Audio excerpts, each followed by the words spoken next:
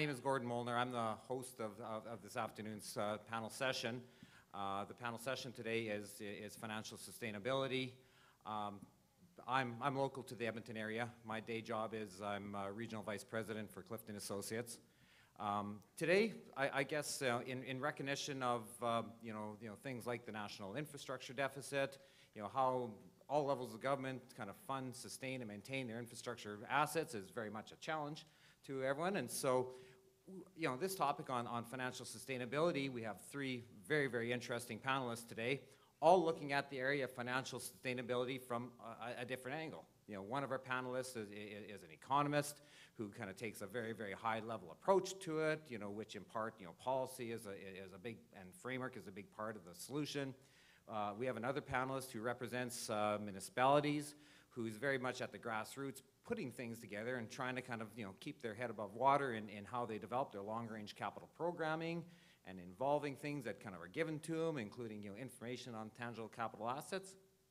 And then, in addition, we've actually have a representative from the Public Sector Accounting Board here today who's, providing support, to all levels of government, and it's going to kind of demonstrate to us, on the importance of proper financial reporting and how it can kind of assist in governments attaining financial sustainability as well. So, I guess on that note, I'm going to introduce the first speaker of the event. Each one of these panelists are going to give a presentation on their subject area, and then after each one of them kind of gives their presentation, we'll kind of open up the dialogue to you, the audience, and we'll get the conversation going. So, anyways, our first panelist and speaker is Vander. Ploeg. He's a senior policy analyst for Canada West Foundation. Casey serves as a senior policy analyst for the foundation. He has been with the foundation for 20 years, joining the staff in 1991 as a research assistant. During his tenure at Canada West, Casey has authored and co-authored over 75 published papers and reports on policy studies, and has also taken the lead role on numerous foundation research projects and policy initiatives. Casey's work in municipal finance and infrastructure has drawn significant attention and has established him as one of Canada's foremost experts in the area. Casey is a sought-after speaker in national conferences and a regular contributor and a commentator on infrastructure and government finance issues in the media. Over the past 2 decades, in the foundation, Casey's policies, work, publishing, and public commentary has cut a wide swath, touching on issues, and now I need a big breath for this: constitutional renewal, Canadian federalism, national unity, intergovernmental regulations, federal, provincial, and municipal finance, tax and spending reform, parliamentary democracy, deliberative democracy, direct democracy, citizen consultation, Senate reform, Canadian demographic trends, water resource management, and use of financial and market-based instruments for environmental goods and services.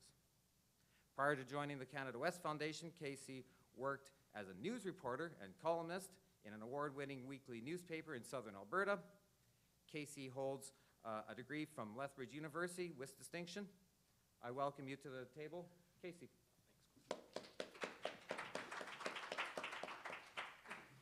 Well, good afternoon. It's a pleasure to be here. I'm not an economist, and I'm not an engineer. I'm a political scientist who happens to find himself engulfed in issues of public finance and so on and so forth. What I'd like to talk about this afternoon is the concept of sustainability and infrastructure provision with a unique focus on innovation. And to do that, I'd like to take you through some of the work the Canada West Foundation has done in this area. But before I get going, just a quick word about who the Canada West Foundation is. We're a nonprofit, nonpartisan, independent research institute, or more commonly known as a think tank. We're located in Calgary, Alberta, and our primary objective is to conduct research on policy issues that are important to Western Canada. And quite often we find ourselves in the position of expressing on the national scene Western Canadian aspirations with respect to national policy. What I'd like to talk about this afternoon briefly is just touch on the concept of sustainability. I'd like to comment on the importance of infrastructure and then the infrastructure challenge. Briefly touch on the drivers of the infrastructure challenge, and then the bulk of the presentation moving into options for sustainable and systemic reform. First of all, sustainability. My colleagues and I ran across this little cartoon that we thought was quite humorous. On the vertical axis is the frequency with which the word sustainability appears in print, and along the x-axis is the year. And so in the year 2012, the present day, sustainability appears about 0.001% of all words used in the English language. And as we go forward in time and that trend line increases, we're eventually going to reach a point in 2109 where all sentences use the word sustainable repeated over and over and over, which leads us to wonder if the word sustainability is even sustainable. It's a quick quip because the policy world has its own buzzwords, and the word sustainability is certainly one of the more popular ones. And that word has a variety of meanings depending on the context in which it's used. When it comes to infrastructure and finance, I think if we were to simply put it simply, sustainable financing means that those who are responsible for constructing and caretaking of public assets possess the resources needed to build what's required and to keep those assets functioning and serviceable across all aspects of the life cycle, from maintenance to rehabilitation, renewal, and eventually replacement. For the Canada West Foundation, the issue of infrastructure is critically important. Investment in infrastructure is essential to the continued social and economic development of Western Canada, and that includes both hard infrastructure and soft. Hard infrastructure economic assets is critical for private sector investment because it lowers the cost of doing business, and it makes private investment more productive and profitable. Soft infrastructure, things like recreation centers, museums, libraries, these sorts of things, also speak to economic potential because those are required to attract and retain the skilled human capital needed to succeed in a global economy. These people can locate almost anywhere in the world to do almost anything. And so both aspects of infrastructure, we believe, are critically important. In Canada, of course, as in most Western developed nations, there's a significant challenge with infrastructure. This is simply a bar chart showing the growth in the infrastructure funding gap for Canada's municipalities.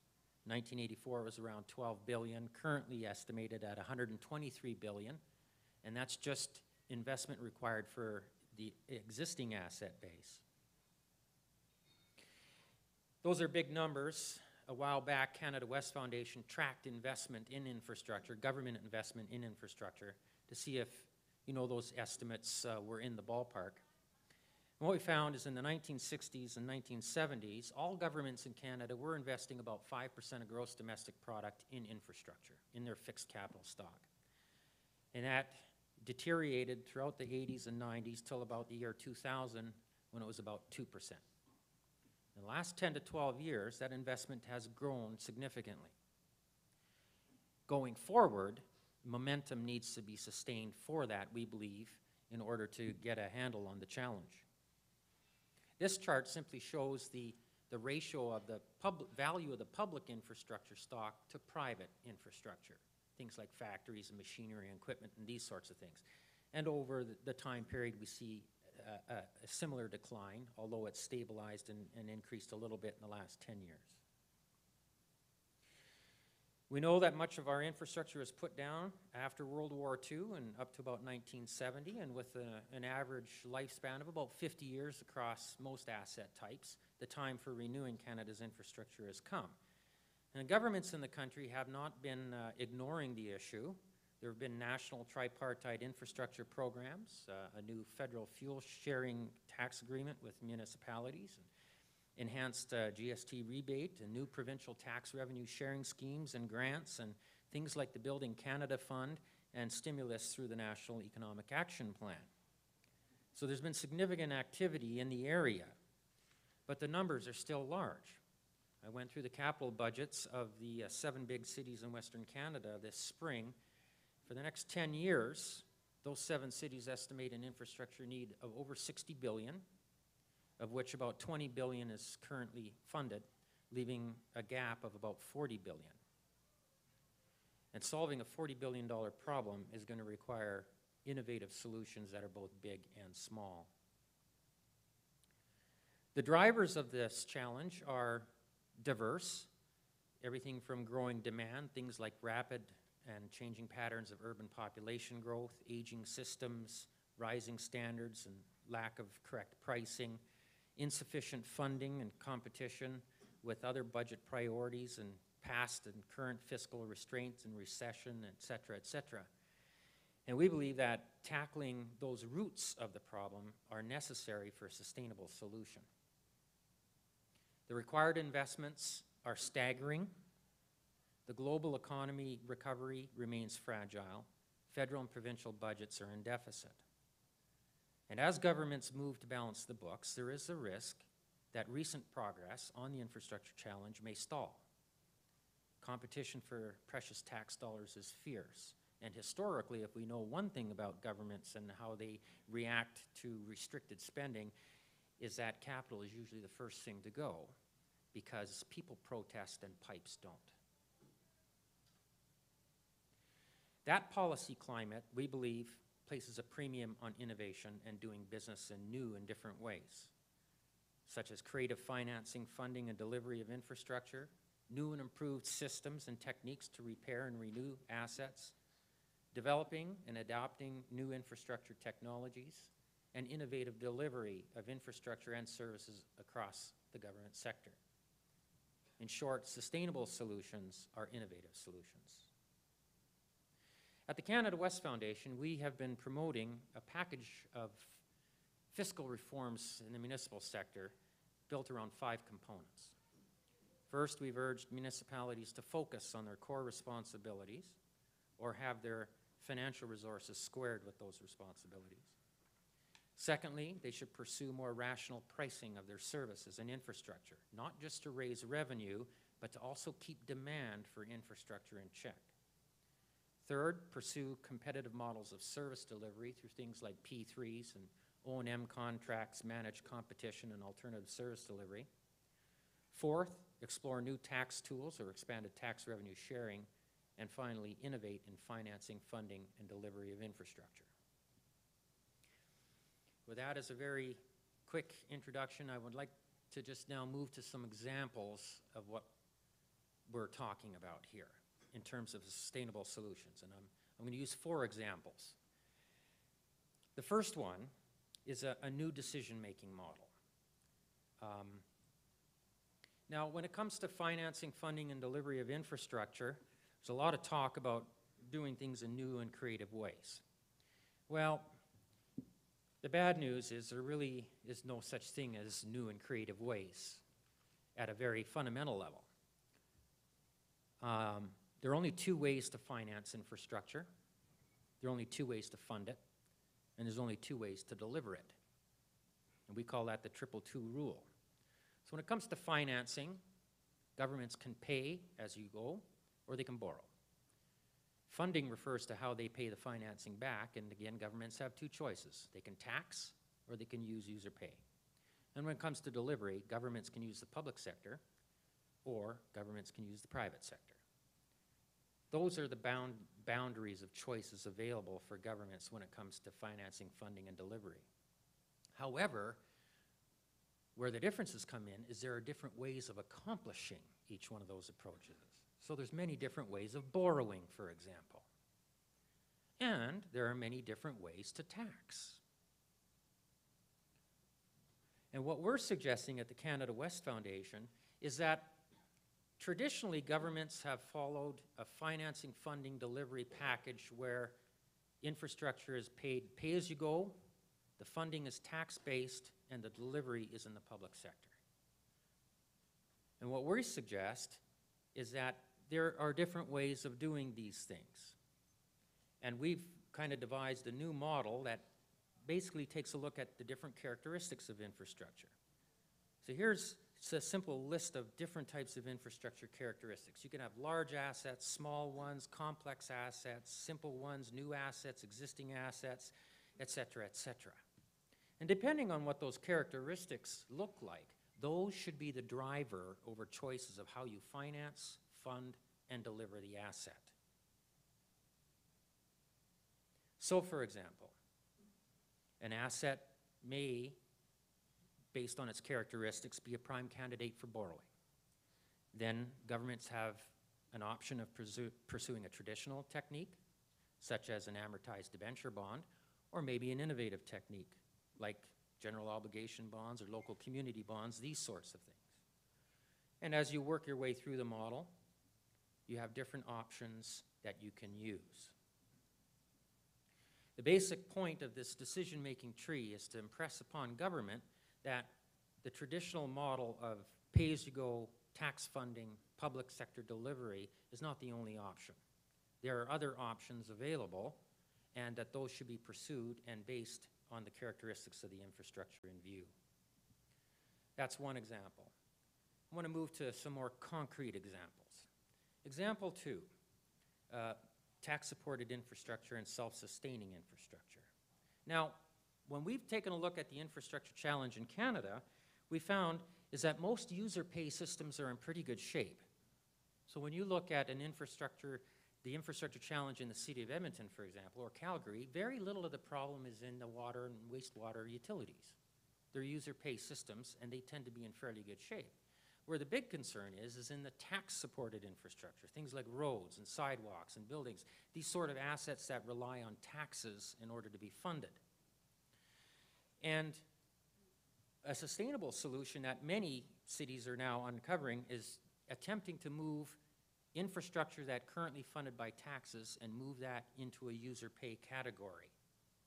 So the red items down at the bottom, things like waste collection, storm drainage, and urban expressways, finding ways and means to move them off the tax-funded portion and move them into user pay. And this is the idea of things like toll roads, for example, or a new stormwater drainage utility. That, we believe, has to be an ongoing aspect of sustainability going forward. The third example I want to talk about has to do with taxes. Now, Canadian municipalities are singularly reliant on the property tax for most of their tax revenue.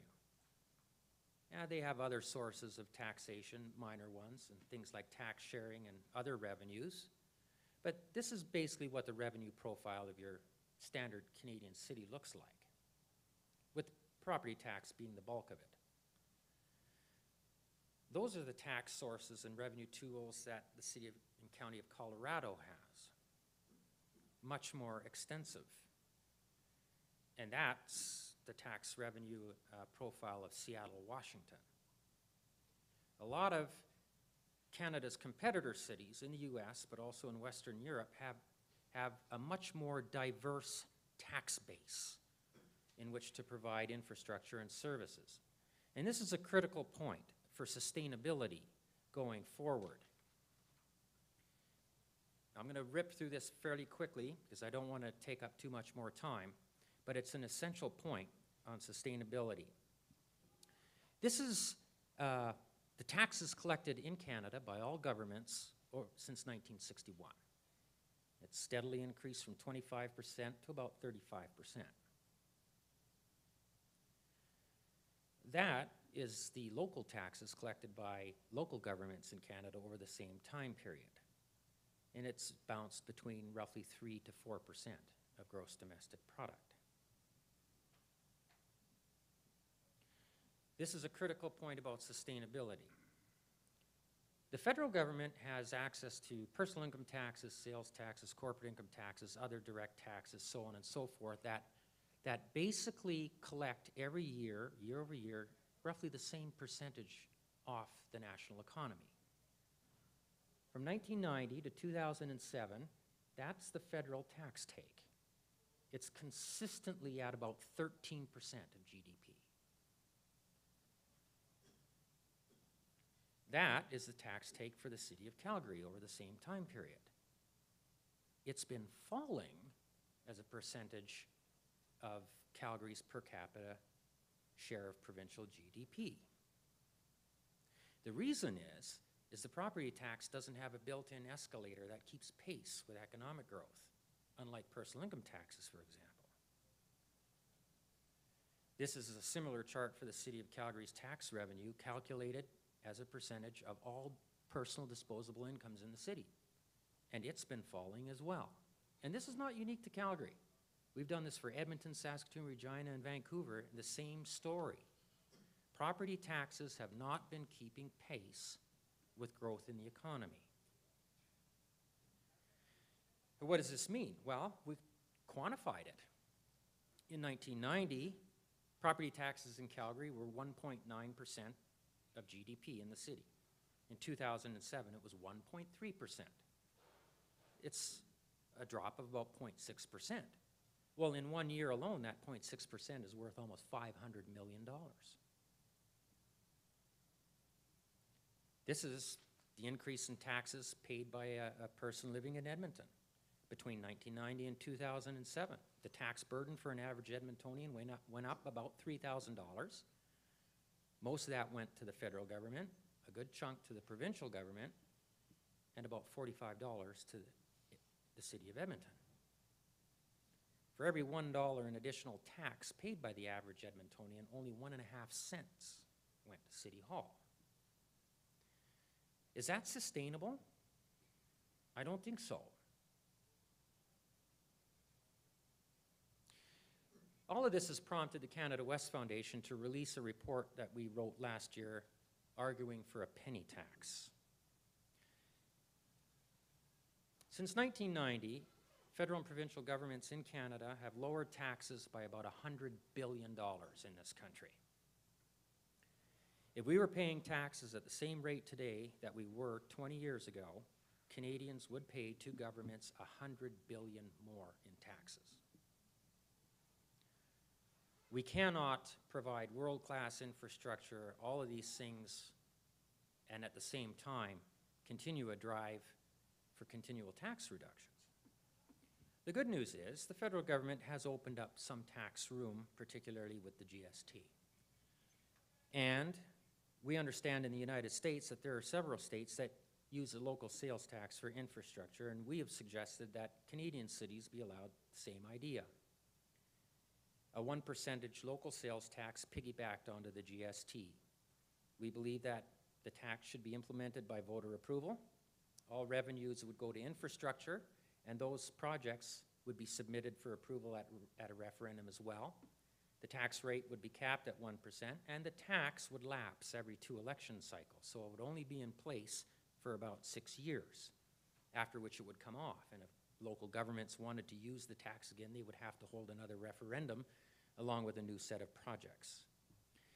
And the one item I insisted that be put into the features of the tax was that if the tax generated more revenue than government thought, that excess revenue would be rebated back to taxpayers through reduced property taxes. There's an innovative, sustainable solution, or part of a solution, for the infrastructure challenge that would result in a very visible, transparent, and accountable tax. Those types of ideas are what we're now trying to generate discussion on through a new website called www.letstalk.ca. Let's Talk stands for Let's Transform Our Communities. It's an initiative of the Canada West Foundation and Communities of Tomorrow out of Regina, all geared towards bringing forward ideas for innovative and sustainable solutions for infrastructure. So, for example, ideas like the penny tax, for example, different ways that local governments might borrow for assets, these sort of things, new technological innovations that are emerging in Western Canada that run the gamut from road construction to treating water, for example. So we certainly invite you to stop in at this site, check it out. We have over 2,000 subscribers that receive electronic newsletters off the site every week, and a number of external authors contributing to it as well. I'll just skip over this just to quickly go here. The themes at the website are policy innovation in the think tank, financing, funding, and delivery innovation in the budget, and innovative technology in the trenches. Just some very quick thoughts. I thank you for your patience. I've gone over my time, so I'll hand it over back to Gord. Thank you.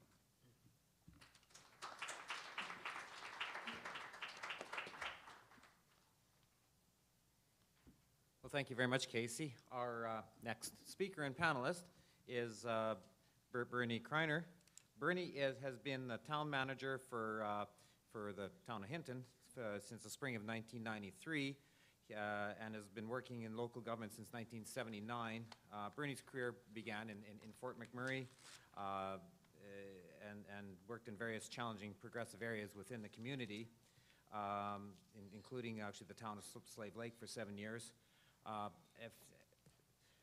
Bernie enjoys helping communities develop. He believes in progressive, service-based municipal management, and vision-based councils help develop municipal governments in Alberta to reach their full potential as a critical order of government. Bernie, of course, resides in Hinton, Alberta. I don't know if you know where Hinton is or have been there. It's absolutely beautiful up there. It's in God's country. So Bernie does enjoy numerous outdoor activities. He's also kind of very active in the rinks, and he's an active hockey player. And I understand that Bernie still kind of lives the dream of hopefully having a scout in the crowd at every game that he goes on the ice. And so on that night, on that note, I'd like to kind of welcome Bernie Kreiner to the podium. Thank you very much. I'm going to speak from the practical point of view in a community of $10,000 with a $23 million annual budget and how we went about making this work as best we can. And I certainly strongly support what Casey's doing at the policy level, because I've felt since I began my career in 1979 that local government it bears the brunt of the challenge in infrastructure. We own between 30 and 40% of all infrastructure in Canada, governmental owned infrastructure, and we collect 8 cents of every tax dollar. And so the challenge is, how do you make that work? And in our community, we always say we'll do what the farmer would do. And I'm going to talk to you about how the farmer has tried to do it in our community.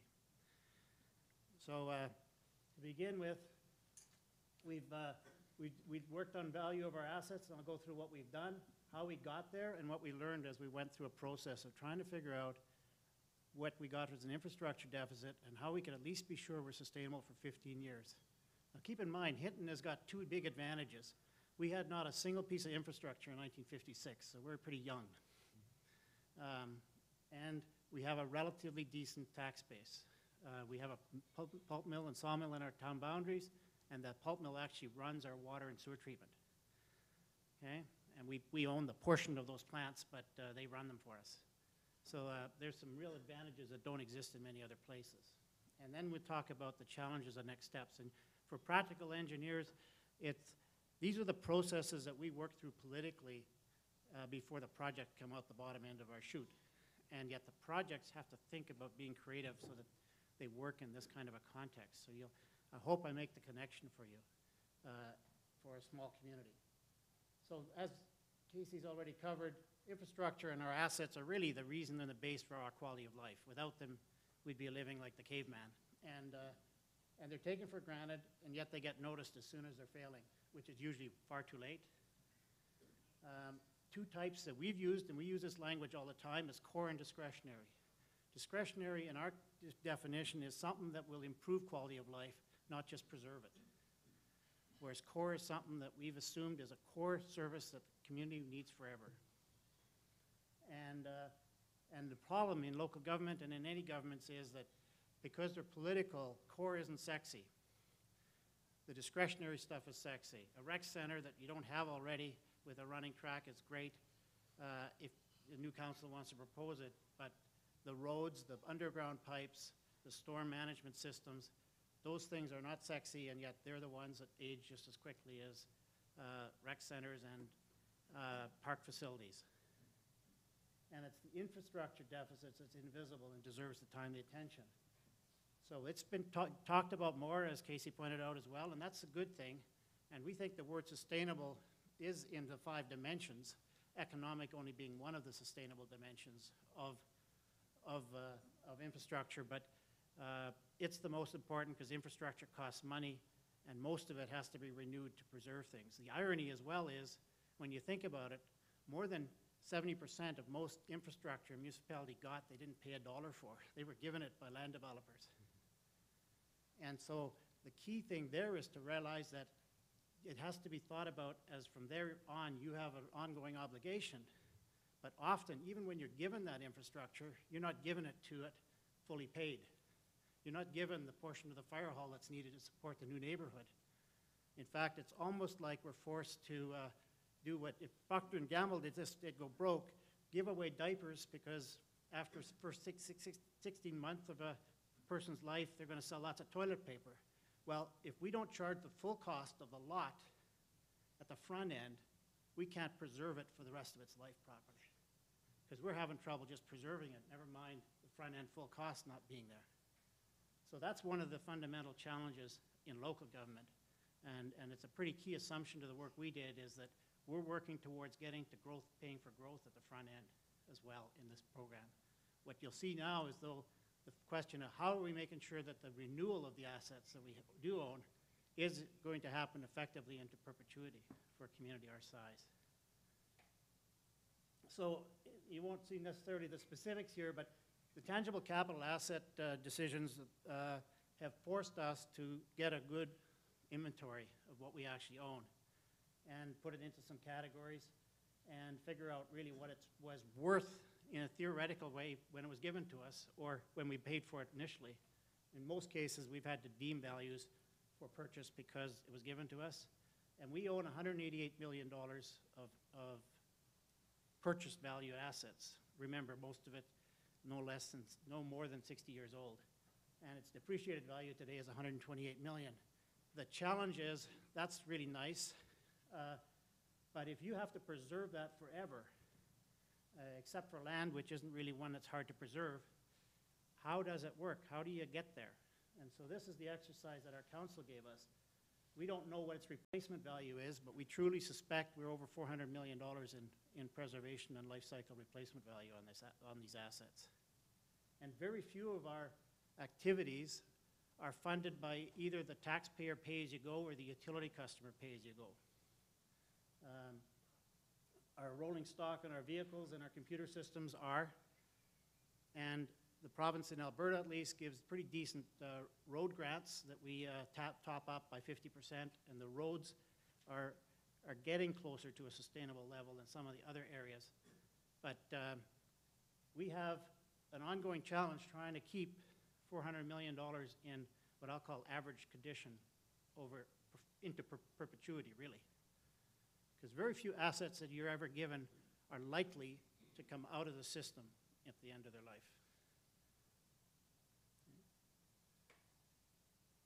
So in the 5 key areas that aren't paying as you go, which for us were buildings, roads, water, sanitary, and overall enhancements, which is the stuff adding to it, the sexy stuff, we wanted to find out exactly how does that work, where are we at? And so we put together a life cycle information and then a 15-year plan on all rehabilitation on absolutely every item in our asset base to ask in the next 15 years what's going to come due. And using current costs plus inflation. So if we were to overlay this road or replace this pipe today, what's it worth? And then putting inflation into our spreadsheets. One of the challenges is in small organizations, a whole lot easier than big organizations. You got 3 groups that have 3 vested interests, and yet they think differently about all these assets. The finance people think they're only problems because they cost money. Okay, the operations people think the engineers should fix them faster because they don't want to have to maintain them quite as often. And the engineering people, once they've built them, they want to get rid of them forever to the operations people. So you have to get those 3 people working together and thinking together if you're going to work this out at any community level. That's my experience, at least. And something we didn't do as well in this exercise as I'd like to have, and we'll talk about that a bit longer. capital funds flow into specific reserves. We've set up a system now, and the accountants now call them dedicated surpluses, but where we've said that every one of our utilities and other things, we are going to preserve a pay-as-you-go reserve for replacement and renewal. And so when we get streets money from the province, we might not spend it for a year or two, but every 3 years when we do a big campaign, we're spending it plus some of our own money that was dedicated to streets that we collected from the taxpayers for the last 3 years or more. We're going to make sure that when we do our long-term planning, that we inflation it every year in our spreadsheets, and that we also do the same with revenues. So in a $23 million budget today, I'm collecting over $3.5 million in capital rehabilitation funds. Every year I say to council, that's going up by 3, 4, or 5% if we can, based on the capital cost index of infrastructure in Canada increases, so that we don't slip further behind in our infrastructure deficit if possible. We also, because we're a small community, 3 hours from a city with big purchasing powers, we've chosen to 3-year construction block our work. So we won't do more than one big contract every 3 years in any particular infrastructure type. And often, of course, you're doing the sewer underneath before you do the road on top anyway, so they become even bigger blocks in that sense. It's just the best way to get the value if we're going to do renewal and rehabilitation. So we developed this and we put these into a model, and we found out a few key things, that we're not sustainable, and we needed to do some things to improve our sustainability position with our politicians. And unfortunately, the first decision they made is that there will be no more construction of discretionary items. So imagine the political consequence of that. No parks and no new neighborhoods, none of that could be afforded, because we couldn't even keep our current infrastructure renewed perpetually. So that was the first conclusion. And at that point, we looked at what we had to do just to get that core infrastructure perpetual. And in fact, we were able to, we take an assumption that the provincial government funds and federal will continue into perpetuity at the levels at least of what we're getting. That's not guaranteed. And unfortunately, they don't even inflation rate those over their cycles of 10-year programs. So we made a couple of key decisions in the last couple of years after adopting that plan. 4% tax increase. I believe it's twice in the next 4 years, just for infrastructure, over and above what it may cost to increase operations. 3 $60 a year utility increases in 6 years, and to generate that kind of money per year. So we can take our $3-point-something million and bring it over $5.5 million of renewal funds every year. And we happen to have a photo radar program in our community, and council has said for the next 6 years of the program, let's see what we supplement some of our renewal money with some photo radar proceeds, so another couple $100,000 a year. So that was the result of doing an exercise that showed us that we have, even in simply renewal of our core 5 infrastructures, a deficit. So we formed the project team and developed the master plans and actually chunked all the lists from the tangible capital assets together to get to this conclusion. We separated growth and are doing an assessment of its off-site implications, levies and cost of lots, so that we will look to our growth to pay for growth. One of the ironies is we don't earn any income for any economic improvement in our community. We get the taxes whether the house lot sits there empty or full. So to some degree, we're in a very unique situation where we need to make sure that that lot is paid for everything when it started, because we don't know if after that it's only paying for renewal. And so we got to make sure that works well for us. We also spent a fair bit of time near the end of the process having public dialogue and visibility, including active discussions before our plan was adopted with our MLA and MP, and laid out with them those core assumptions about their grants and the fact that there is no discretionary stuff to be funded in the current plan. And And our community doesn't like it, I can tell you that. Some of the service clubs are really charged up because now they know they got to pay $1 million to get another park along a river or whatever, and say they see some potential opportunities, and the private sector companies might come in with some contributions for those things too. But the fundamental issue is, and people understand that if we're going to not be challenged in 10, 20, 30 years, unless the other governments come in with more, we got to deal with our own house, and that's what the farmer would do. So that's what we've taken as our core assumptions in our exercise. The TCA was an important double check as well, in that we wanted to make sure that all of the assets that we had listed in our replacement schedules, we weren't missing something that had life renewal requirements in the next 15 years. I'm talking all kinds of renewal, by the way, from overlays to replacements to whatever, but all the costing of that was put into the spreadsheets. Our learnings and benefits for this, we know we got to avoid 2 deficits. The law forces us to avoid one in Alberta, the financial one annually, but the infrastructure deficit will make us a community that will be around and not turning the keys back to the province in 50 years or 20 years.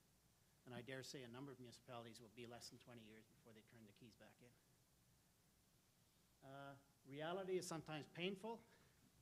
Better decision-making and planning, and this is really good for our group because our infrastructure people now have a sense, and our operations people, what we can afford and when it's going to actually get what kind of replacement. Because they have a really good confidence that we got a model that you can pay for everything we got on our 15-year plan. And that's key. So there's no guessing. It prepares us for the extraordinary grants. Over the last 4 years, the feds threw some extra money at us for stimulus. So if that's the case, then we make a couple of fundamental choices. We look at it and say, do you want to expedite our renewal plan, or do you want to pull perhaps a project or 2 out of the discretionary pile? We call it the Year X pile, and there's over 100 projects in the Year X pile. X will never come unless there's more money flowing to municipalities.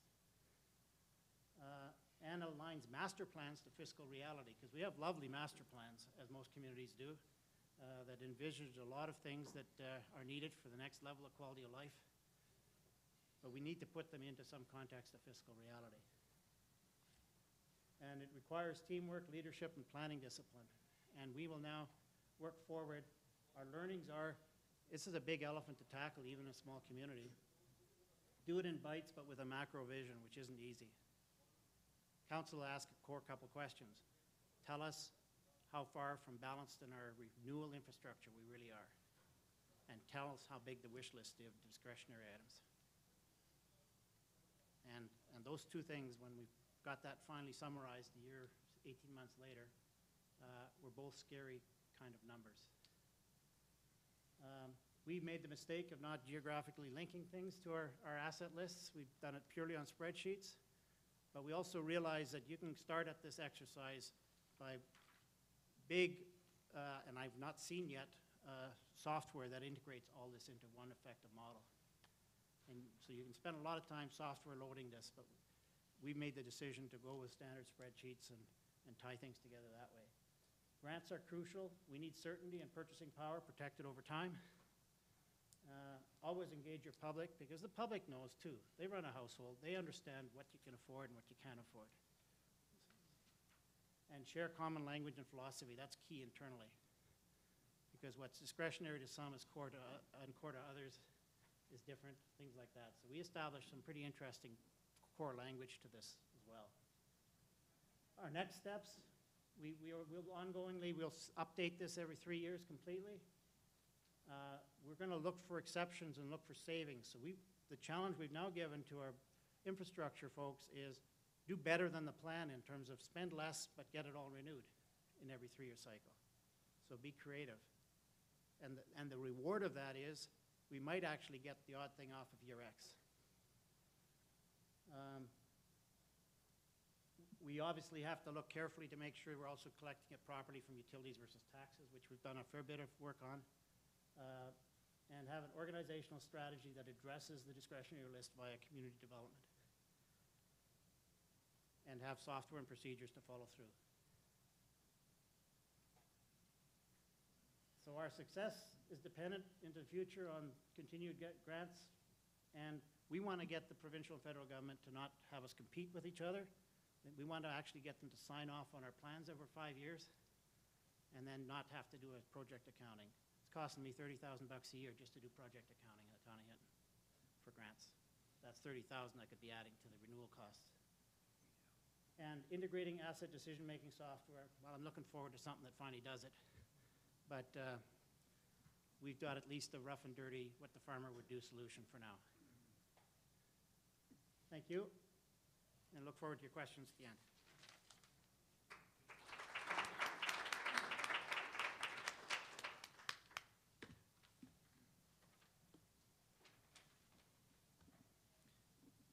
Well, thank you very much, Bernie.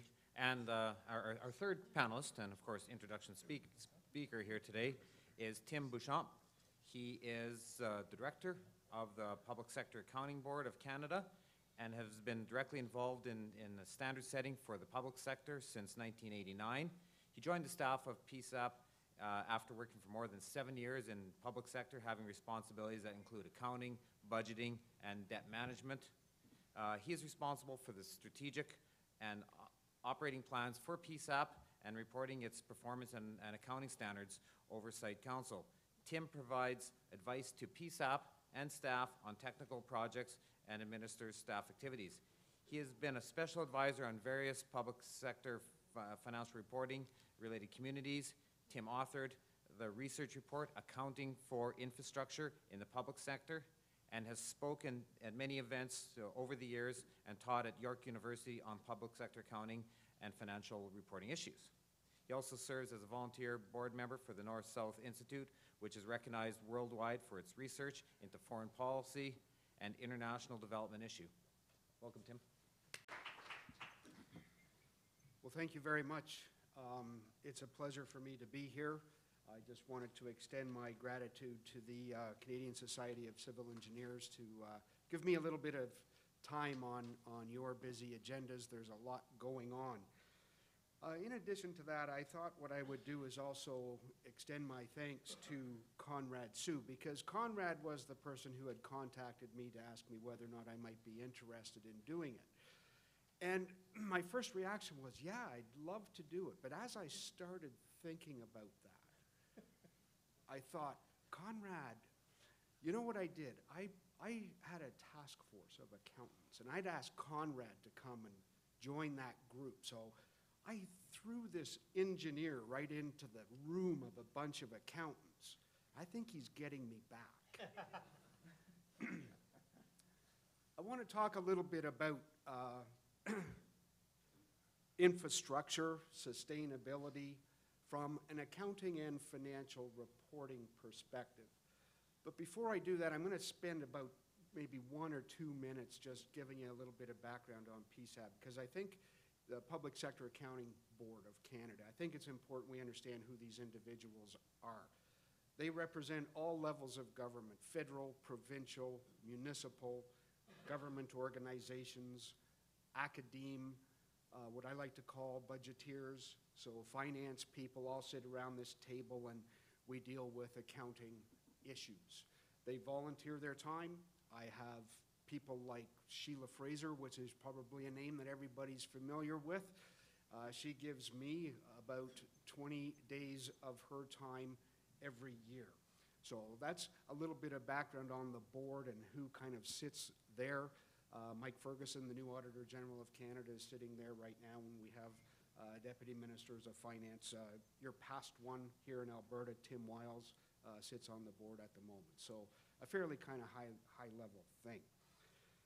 What I wanted to talk to you about is why the accounting did what it did. Because I think that's really, really important, so that we all kind of understand the reason why PSAB put all of us through this huge effort. What financial statements can do and what the accounting can do, but what they can't do. And I think it's just as important to understand what they can't do as it is to what they can do.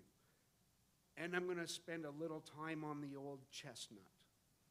why did PSAB pick historical cost rather than replacement cost when it issues its financial statement recommendations? So I'll give you some thoughts on that, talk to you about deferred maintenance, and some other reporting things that PSAB is doing right now that will, I think, help illuminate or shine a light on the infrastructure deficit that we are facing. One point before I get started that I will make. When you think about sustainability of infrastructure, I think what you need to do is you need to think first about financial sustainability. Because financial sustainability, if you cannot sustain your financial position and your annual results, there's nothing you can do about your infrastructure. There just isn't. You need to be thinking about financial sustainability. That's, to me, the first key thing that needs to be thought about.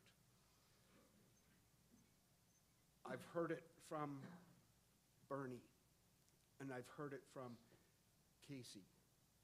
Capital assets are the gift that keeps on taking. That's exactly what they are, because that's what they do.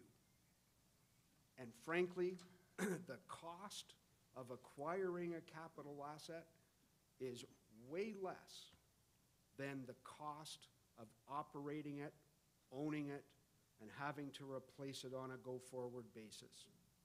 It is the gift. I got this from Christmas vacation when Cousin Eddie came in and said, oh, it's the Jelly of the Month Club. It's the gift that keeps on taking, or giving. And I just flipped it around and talked about capital assets. It's a huge issue. I just yesterday Googled infrastructure deficit. There were about 5 million hits.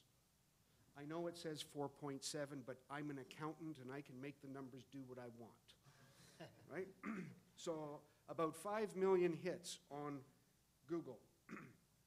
So I think what that's telling me is that you guys, you engineers, have been really busy getting on the internet trying to raise awareness of the issue. And I think that's a great thing.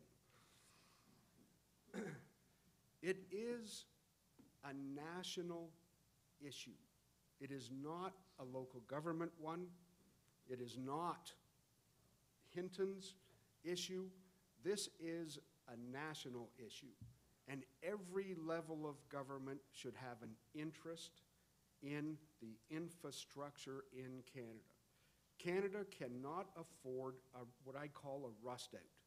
The minute that you rust out, the economic activity in the country is going to go downhill really, really quickly. Now, I say that because what I see, and I get involved with the federal government and the provinces as well as the municipalities. What I see coming down from the provinces, for example, in the next 5 to 7 years, are significant deficits. And if we go through an economic or a financial crisis, like we did back in 2008 again, there's no way that the provinces are going to be financing municipal operations on the back of their deficits. That is going to create a problem with the flow of money from the province to the municipality itself. Everybody needs to know. That's why 3150, the old tangible capital asset accounting standard, what it's helping to do. We didn't know what we owned. We didn't know how much it was costing. That's just the beginning. What you're doing now is trying to figure out, now that I've got that data, I can start making some financial decisions around what am I supposed to do now.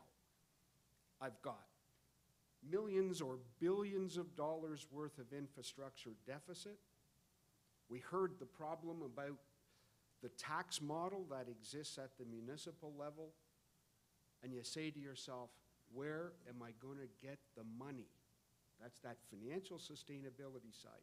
Where am I going to get the money to keep this thing going? Federal government deficits, provincial deficits, municipalities, they report surplus, but it's all bricks and mortar. They need money to replace it. So where's it going to come from is the issue. So why PSAB 3150? No financial information. And you can go back to various infrastructure reports that were saying we need to do something about the infrastructure deficit. Step one, figure out what we own. Step two, figure out what kind of financial information around costs can we gather. So PSAB being who it is, and it seemed to be a good spot for the accountants to jump in, we issued our standard on 3150. And if any of you really don't like it, you can throw the vegetables at me because I was the pen, all right? But it's true. If you don't have that information, you can't assess sustainability. I've used flexibility. You realize how much flexibility a municipality is going to give up because of the infrastructure deficit. And what I mean by flexibility is the ability to tax, room to tax, to react to unforeseen events, to react to infrastructure deficits. It is going to consume so much revenue, you are not going to be able to do anything else. So, flexibility is a really important thing for you to think about, particularly just from a municipal perspective. I've used the word vulnerability. If you are relying on grants from the federal and provincial governments to fund your infrastructure renewal, you are extremely vulnerable. So you need to think about that as well. In addition to that, without the information, it makes it very difficult for the decision makers to make resource allocation decisions. I think part of the infrastructure deficit problem is a result of just that. People were making resource allocation decisions in the past without even thinking about their infrastructure.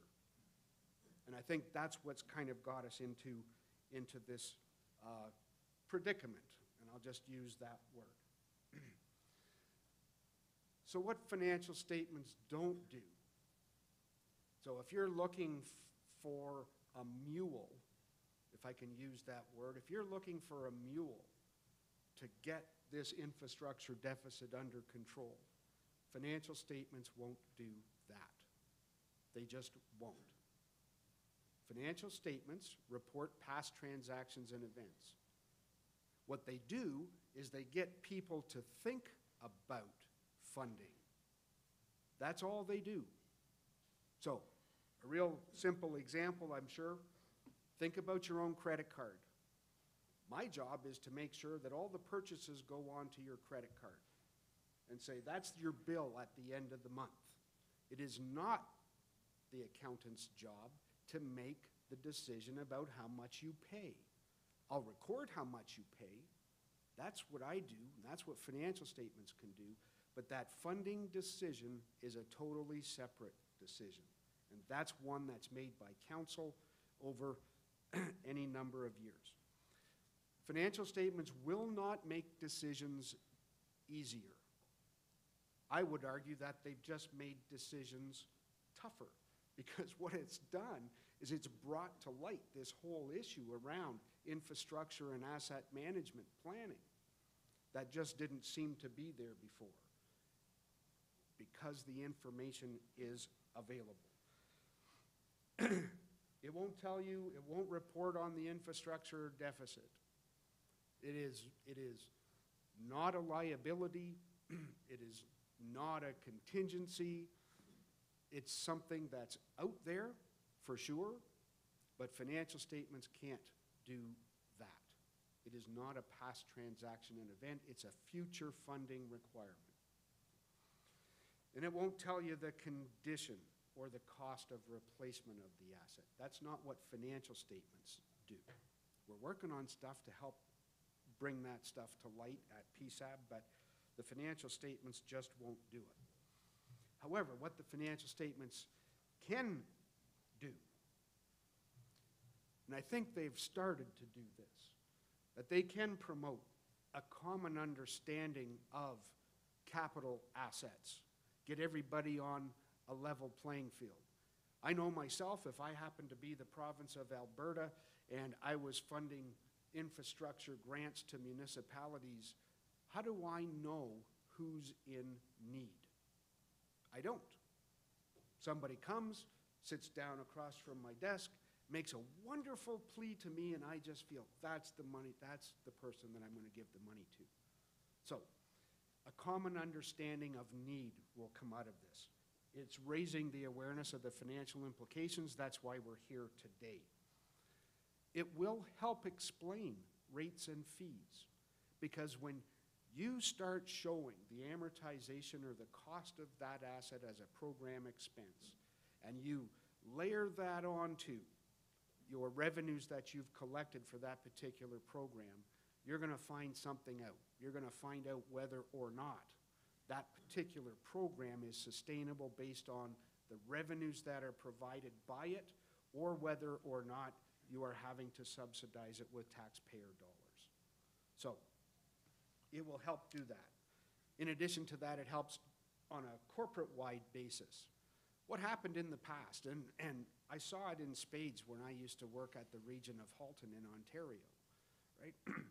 We had some records for things like water and sewer, but then it started breaking down. And we didn't have any corporate records over everything that we owned.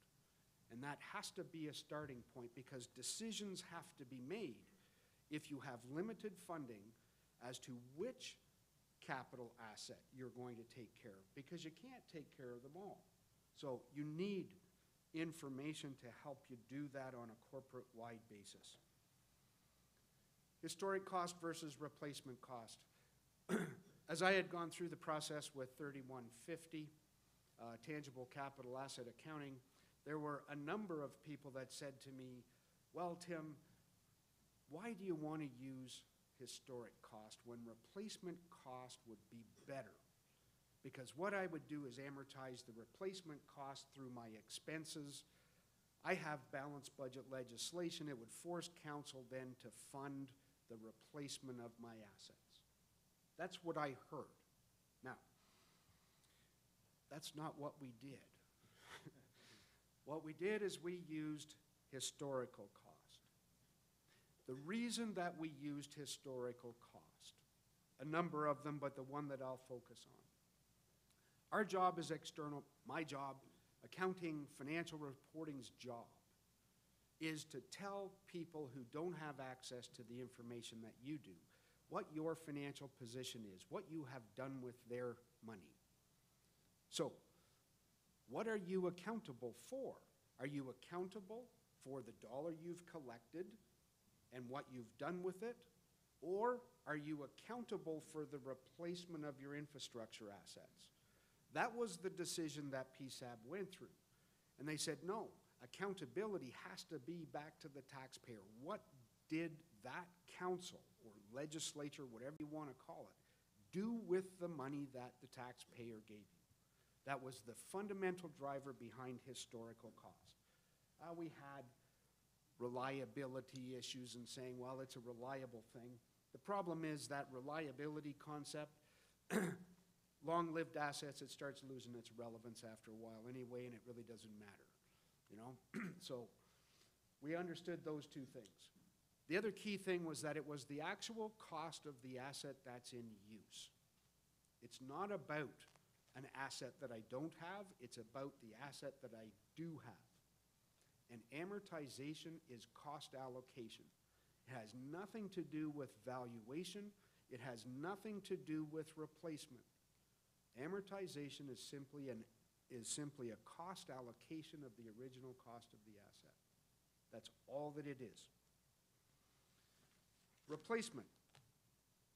The big argument I had on replacement. Replacement cost is relevant because the risk we face at the local government level isn't cost allocation, it's replacement. Now, as we thought through that around replacement cost, the only way that it's going to work for you is if you put funds aside for the replacement. And I was delighted when I heard that that's what's starting to happen, that funds are actually being set aside in a capital reserve and it's being dedicated to that. It concerns me on the other side because I've lived through it as well. Because it's a council-generated requirement.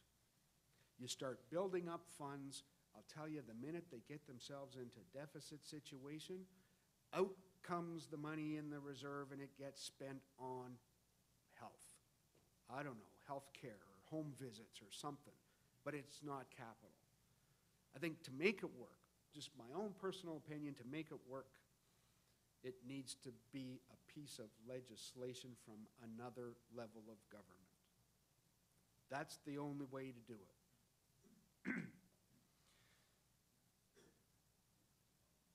The other issue we had with replacement cost was the risk of new technology. If you are going to amortize an asset into expense and use that as your replacement cost, as your funding bases, you have a big risk of new technology. The best example I can give you, I'm going to take you back into the late 60s, early 70s. I would have hated to had my replacement funding policy based on my capital asset at the time. And the capital asset at the time I'm thinking of is my Smith Corona, right?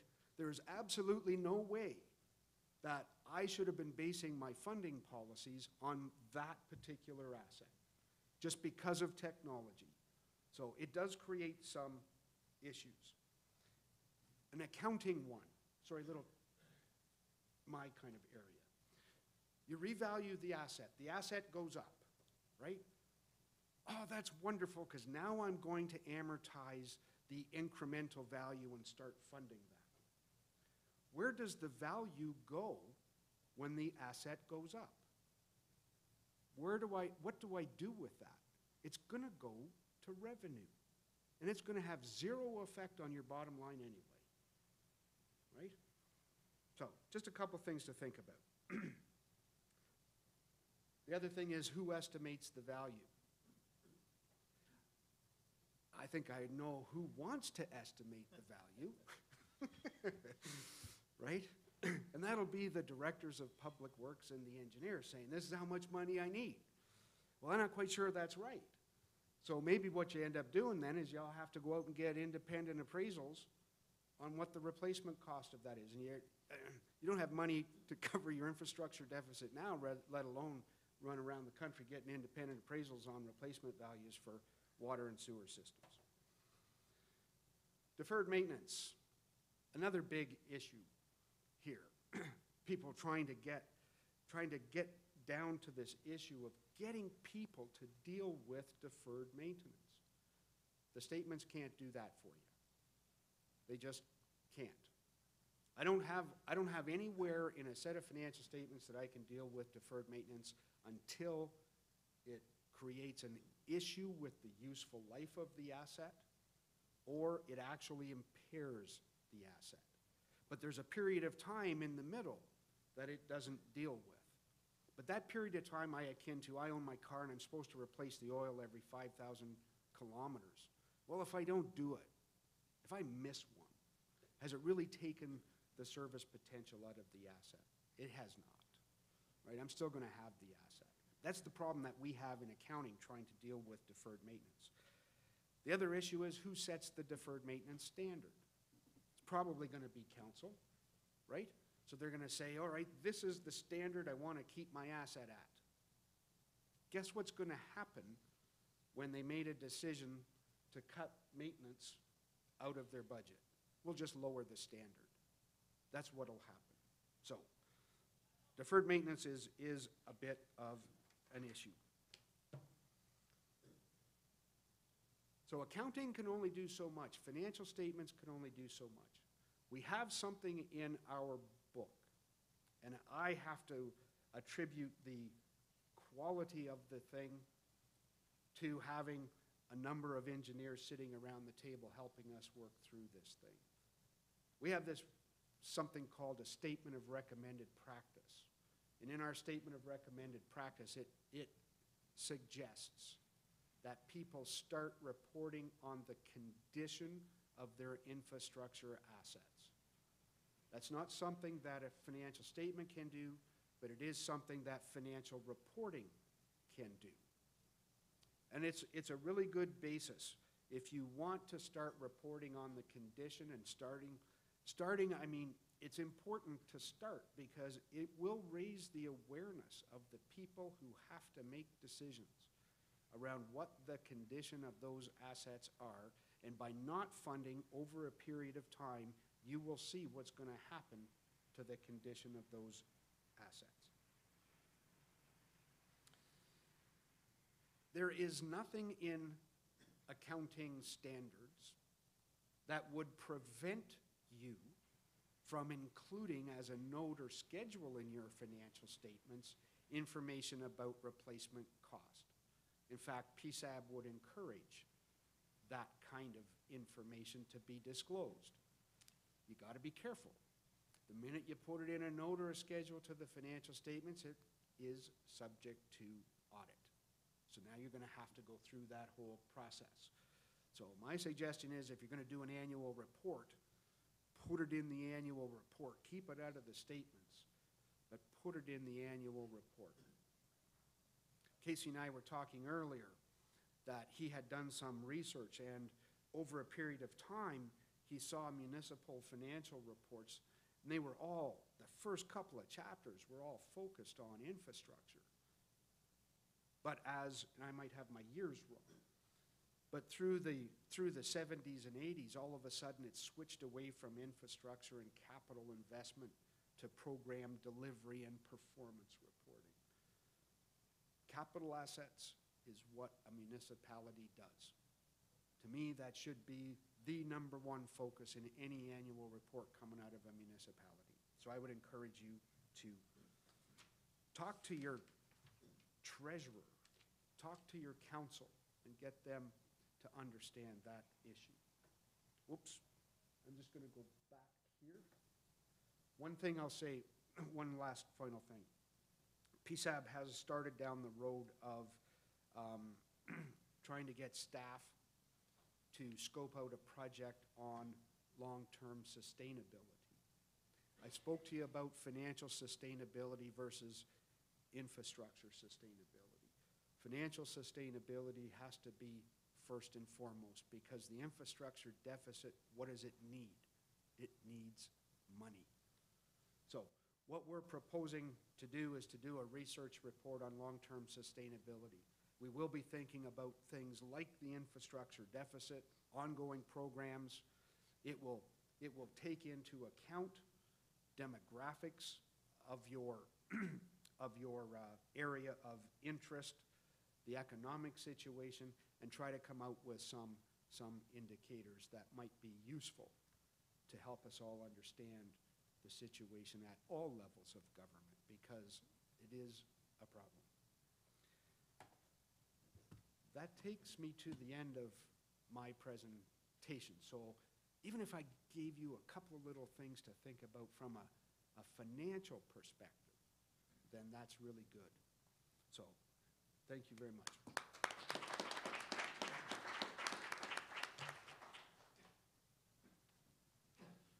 Well, thank you very much, Tim. So now we kind of had the viewpoints of financial sustainability from three different angles. And we got about a half an hour in front of us. And so I was just wondering, I guess we're going to kind of move it to the floor. So I guess, is there any initial questions right offhand for any of our panelists or all of our panelists? Yes, go ahead. I think politically and administratively, we understand this is financing sustainable infrastructure. But that understanding is a 3-year window. It changes with the political environment. I think their need is to educate the public better on it. I'm just wondering how the town of Hinton went through that, educating the public and getting their buy-in on that. Our politicians were quite aware and committed, and they went We had some open houses, which typically don't draw a ton of people, and then we actually went out to where people meet, the chambers, the industry associations, unions, service clubs, and laid out the facts and the numbers there. And in all cases, we also invited the MLA or MP there at all the presentations in case they wanted to comment on the municipal infrastructure deficit, because we know they're part of the solution. So that's how we did it. Is it going to be remembered 5 years from now? No, and I like some of the ideas about reporting, because you need to keep it front and center. People don't generally associate the quality of their experience in a day of living in a community to the assets. So you need to keep them reminded what that's about and how that's going to be funded and what you can afford and what you can't. I've wondered at times if we shouldn't put a line on our tax bill which says only infrastructure renewal, separate from the tax bill for operating the day-to-day services, just to keep it that much more in front of the taxpayers, because people do read their tax bill once a year. That's my concern with that 1% penny tax. I think people want to see that going into this. And not see it go towards the infrastructure renewal. Yeah, that's about trust of government and politicians and things like that, because you know, you do have to have your systems and you have to make sure it goes where you say it's going. You should, but it's one big in funnel and it's one big out funnel. So, in municipal government at least, and you should be accountable within that structure. And I think the accounting systems hold you accountable. But I don't know what more to say in that. Unfortunately, I think I saw it in Reader's Digest recently, politicians are not in the high trust category in Canada. And I don't think that's fair, but strong administrations supported by politicians with long-term minds are the key to the future of infrastructure deficit solutions. You raised the issue of the penny tax. The idea takes off from a similar initiative in the state of Georgia in the United States. And there, what the county commissioners do is they pull together a package of infrastructure projects. Now, not core. Mainly it's from the discretionary pile, because you can't have your core infrastructure depending on the outcome of a referendum. But what they do is they identify a list of projects that they want to complete. And then they go to the voters and say, if you agree to a 1% local sales tax in this county to be shared by the county and municipalities, we will complete these projects. And the projects are defined and specified, and it goes to a referendum. And interestingly, even in places like Cobb County, Georgia, which are notoriously anti-tax, these often succeed. And across the U.S., these types of initiatives have about a 75% success rate. And why is it? It's because by legislation, the voters know that if they approve the tax, the revenue can only be used for the specific purpose for which it's been approved. And so they've drawn that tight link there. And I think that's the idea. The penny tax has a number of advantages to it that I think are seriously worth considering here in Canada.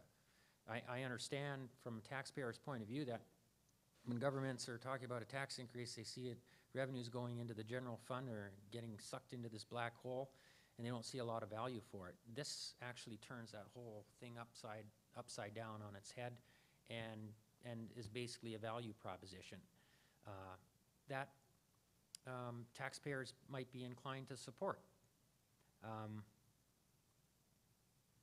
So a lot of guarantees there for that idea, I think. Yes, and yes, go ahead.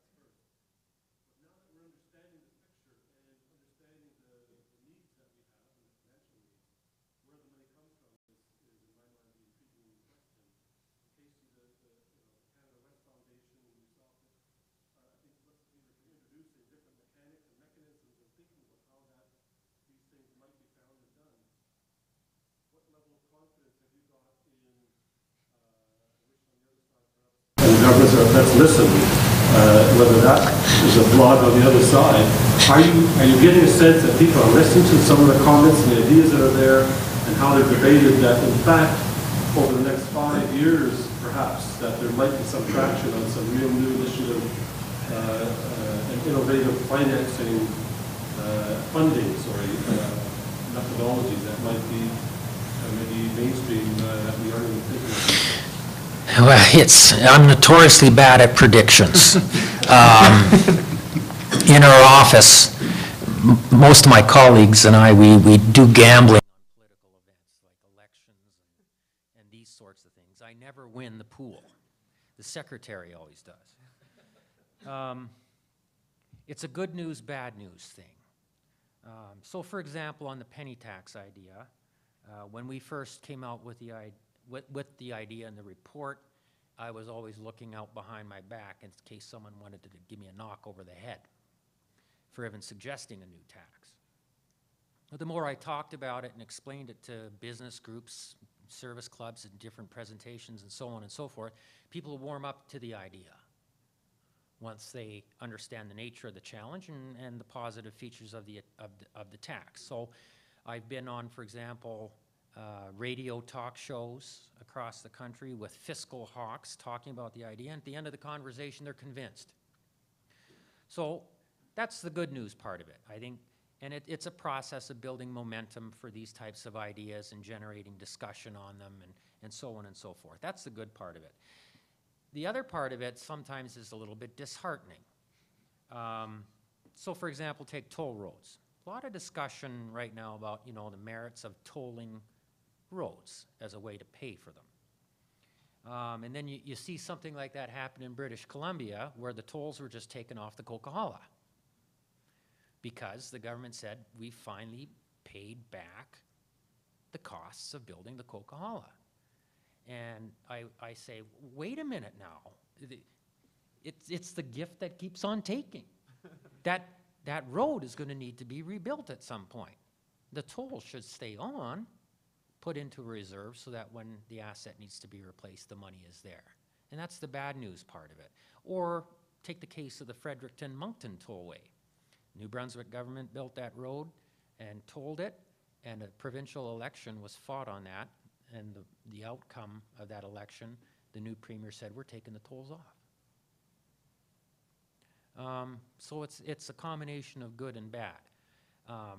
What I'm finding, though, in a lot of the discussions I have is that Canadians are warming up to the idea, at least, of innovating and pursuing some of the ideas. And it's a process. Public policy doesn't turn on a dime. It's going to take some time. I just hopefully we can get there before things start stumbling and crumbling too bad.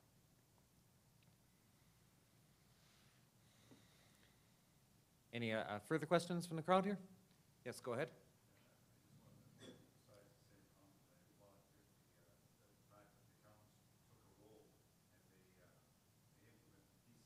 Something that engineers have been recommending for many, many years, but it's fell on deaf ears. The concern I have, though, is the fact that it's twofold, and I guess one goes toward Bernie and your response. Maybe I can get a double response here. One, I don't think PSAP has gone far enough. I think PSAP needs to get fully into dictating, if you want to use that word, regulating or stating how the asset should be valued and get like full asset management, because that's not happening. And as a result, I think we're falling short there a little bit. And number two is that, going back further to your comment there, that I am concerned about politicians, and I don't think they are good stewards of our investment, of our infrastructure. And so the suggestion is I like the penny tax idea. The suggestion is, I think Casey was suggesting that we go more towards the private side. Maybe that's the issue, it should be privatized, and then therefore you establish the regulations, the policies, and therefore you regulate the depreciation of the assets properly, and they get managed properly because of the statutes or laws. Anyways, it's a number of comments I've made there, so I'll pull that up to the panel and maybe you can provide some feedback. Go ahead. Well, since the first comment was directed at PSAB and continuing to carry the ball, I would really love to be able to put something in the handbook that's part of GAP, which means it's a requirement, not just a nice suggestion, to have everybody do that kind of reporting. However, it's a little more difficult than just putting it in the book, because as you go through the process of developing an accounting standard, for example, and this is true in business as it is in the public sector, probably more in the public sector, once you start affecting how people are reporting surpluses or even condition of assets, people don't like it revealed. And we as a board get a lot of pushback in that regard. So what we've done so far is made it a voluntary kind of thing. I think what will happen in the future, and I can't predict when, that as we see evidence of people starting to report that type of information, it makes it a little easier at that time to say it's a standard. And say, okay, we've allowed a period of time of experimentation around the reporting. We've seen some best practices. I mean, maybe we don't have it right yet. I don't know. But it's a start. And as we see people implement it, it gives us a little more encouragement that we're headed down the right road. So I would like to see it as a standard. I'm not quite sure we're ready for it. You know, frankly, I'm not sure. I think people are still reeling from just implementing accounting for tangible capital assets, let alone think about asset management, planning and infrastructure, deficit financing, and reporting on conditions and all of that stuff. I just don't think they're ready. That's my kind of response to the first comment. And I think if you can regulate it and require more better accurate information, but there's two things to get this decision, the infrastructure deficit solved in Canada.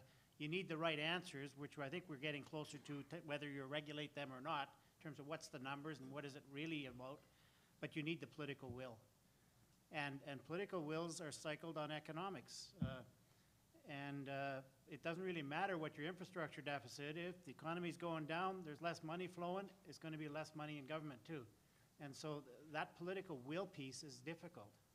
And so that's about education, awareness of the populace, this is a tough area to educate the public on an ongoing basis. With respect to the issue of privatization, public versus private, I think there's a lot of merit in the user pay approach. I think in Canada, we've succumbed to some confusion as to what's a public good and what's not. And the first example that I talked about, you know, in changing the way we conceive of infrastructure and how we finance it based on the characteristics is a classic case in point. Whenever we fund something through taxation, the general public is more inclined to believe it's somehow free. In Canada, we have free health care. No, we don't. It's not free. Far from it. It's very expensive, and we're all paying for it. But there's no direct financial consequences that accrues to the individual user. And so what do people do? They continue to demand more of it. And so that the politician who says to me, you know, we're going to keep healthcare in Canada public and keep it free, and we're going to eliminate waiting, I say, good luck. Because there's only two ways to ration a scarce resource. You either pay for it, and if you can't pay for it, you don't get it, or you wait your turn in line. That's the way the economic world works. And that's the idea of user pay. People can more easily understand the benefits of paying and what they get in return. But there's a lot of confusion in the public about these sorts of things. And I just go back to the toll road again as a classic case in point. I buy my own car, I buy my own gas, I buy my own tires, I change the oil every 5,000 kilometers, Tim. I pay my registration myself, I pay the insurance myself, I pay the driver's license fee myself, I pay, when I get a ticket, I pay that myself. Everything to do with that car, I pay. But yet somehow the roads have to be free. That's not the case. And I think those type of discussions need to occur. And Canadians are sometimes confused about that. You know, the ownership of a private vehicle provides a private benefit.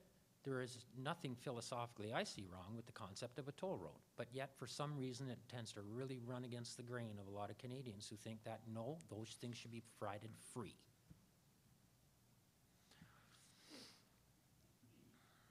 Okay, next question. Well, actually, I've got a question for him, and it maybe kind of goes a little bit back to kind of the fundamentals of starting off. I was just wondering from you panelists, like we've talked about, you know, the infrastructure deficit and finance and all those various types of things. But I'm just wondering, in your mind, when do you think we've actually when does a municipality or any level of government actually realize financial sustainability in your definition? Yeah, that's a good question. I've never really thought that much about it, but I don't know if you, in one sense, I don't think you ever get to that point. I mean, we're talking about politics here, right? And there will always be people who argue we don't have enough of this, we don't have enough of that, and it boils down to choices.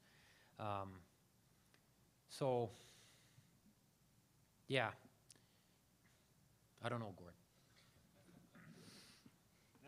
I think I'd support that view.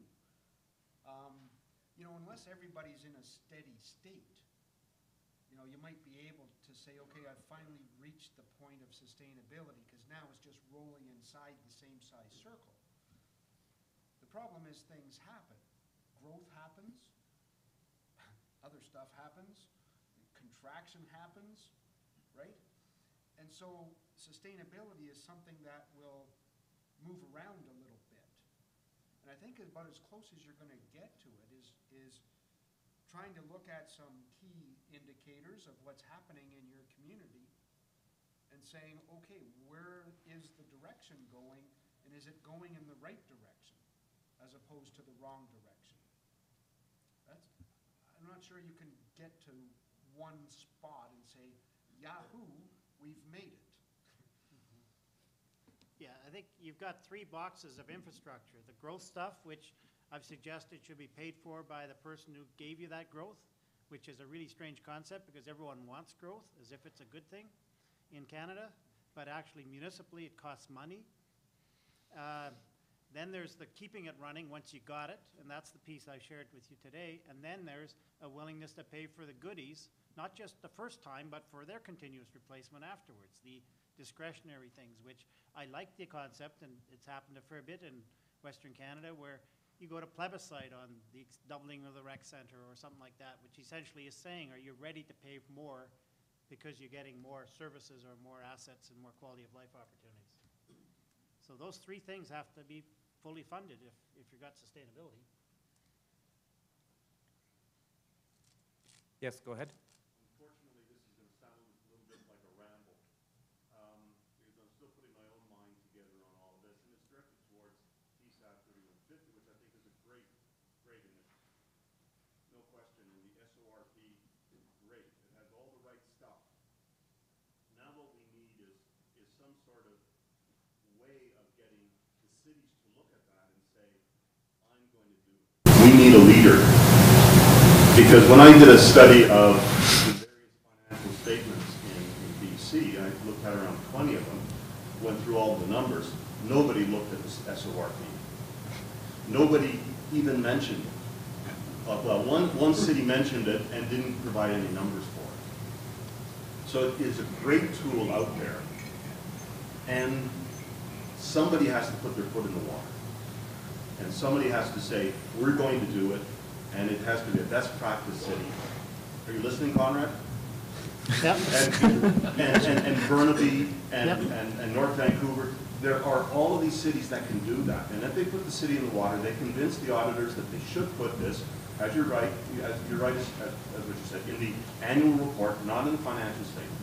And if they can say, they'll lay up to the bar, this is what it is, this is what our assets are. But as a researcher, we have to give more information. We don't know what a deferred maintenance is. Everybody imagines, you know, this tire on a tree, and, you know, this is what the customer wanted, and this is what the supplier gave. We remember that joke, but we don't know what deferred maintenance is. We don't know what infrastructure gap is. And we don't know what the cost of replacement is.